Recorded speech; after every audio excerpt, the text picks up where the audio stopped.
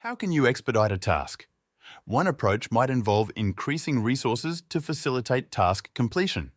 However, if team members are overwhelmed or reassigned to different projects, removing them from tasks may be necessary. Let's explore the process of adding and removing resources from tasks. Navigate to task 26, Install Sensors. Suppose you wish to accelerate the installation of sensors and opt to assign additional help to the hardware lead. Select the task, and in the task form, observe that the duration is currently 8 days, with a total work of 64 hours, 8 hours per day. To add the hardware tech full-time to the task, click on the first empty row, use the drop-down menu to locate Sub-W Tech, input 100% for units, and click OK. The duration now shortens to 4 days, with each person contributing 32 hours of work. Since the task is effort-driven, check the checkbox, the total work remains at 64 hours. This approach is effective for expediting tasks and potentially easing the burden on overloaded resources. Now, let's consider the removal of a resource.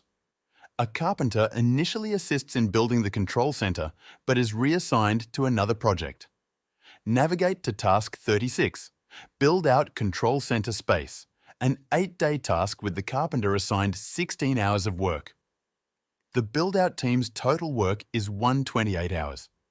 Delete the row with the carpenter by pressing the Delete key.